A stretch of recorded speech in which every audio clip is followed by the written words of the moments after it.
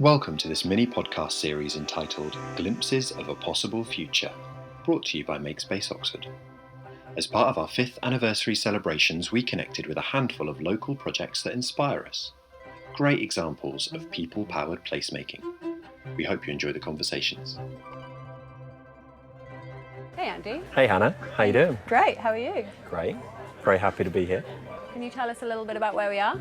Sure, yeah, so we are at Aristotle Lane, which is where it all began for Makespace, and today we are celebrating the 5th birthday of being at 1 Aristotle Lane, which was the original Makespace Oxford hub, and our histories with Makespace and Aristotle Lane are very much conjoined, so it's Makespace's 5th birthday as well, and we're here to celebrate the residents who have occupied the building over the last 5 years, and to celebrate with our local community, with our neighbours and our collaborators who have supported us in that time.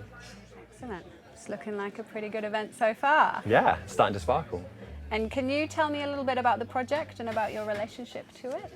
Yeah, sure. So I had the privilege of being one of the co-founders. So Makespace was very much just an idea until it found a home at Aristotle Lane. And it was an idea that just made sense. Everyone's walked past an empty building and gone, why doesn't someone do something useful with that? But it's actually an incredibly difficult idea to bring to life. There are so many barriers and kind of systemic failings, which mean that it's really complicated and bureaucratic. And so with a group of partners and many different individuals over a number of years, we've kind of tried to develop the model, and it wasn't until we were invited to this site just over 5 years ago to speak with Wadham College, who own the building, and they said they had big redevelopment plans, and they asked if we could take care of it for them for 2 years until they were going to completely redevelop the site. And of course we leapt at the opportunity. We didn't know exactly how it was going to pan out.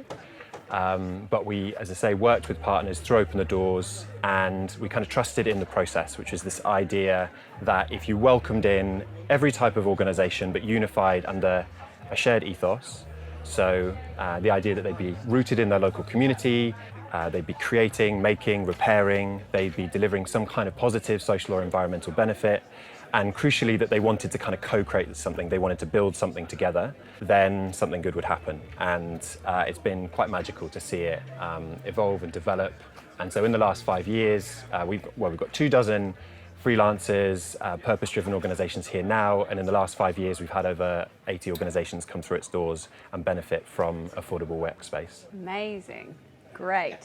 And you've kind of briefly touched on that, but where is the project now and what have you learned along the way?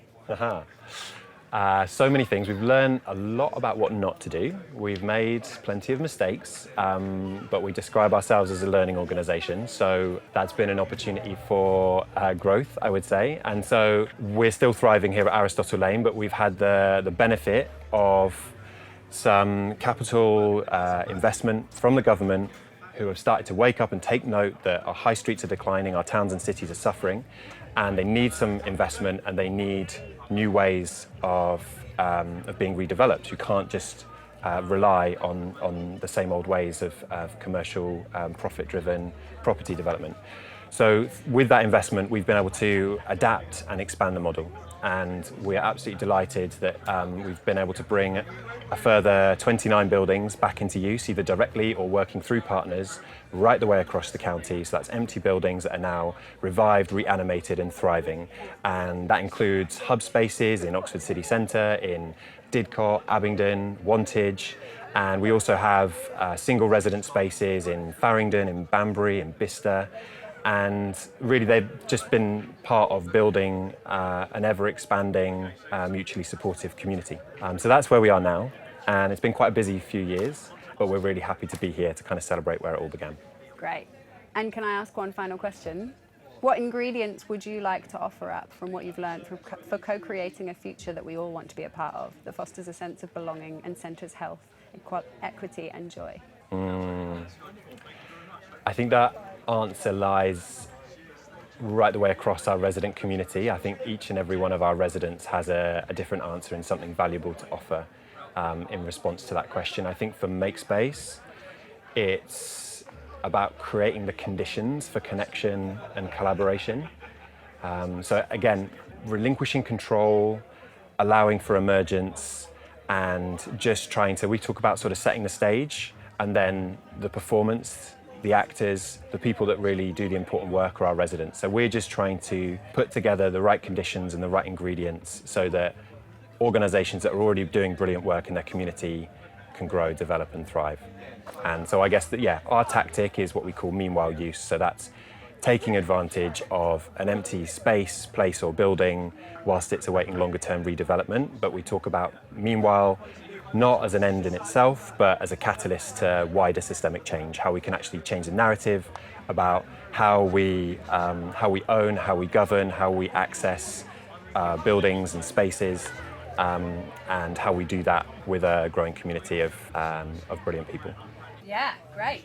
So I would just say, I guess we're celebrating Makespace and the residents here today, but the whole purpose of this wonderful little bubble that we've created in the car park of the site is to celebrate other partners and collaborators. So I think we're now going to welcome in a stream of different organisations who have been doing brilliant work in their communities and their locations over the last 5 years and beyond, and we're going to hear a bit about them and celebrate them.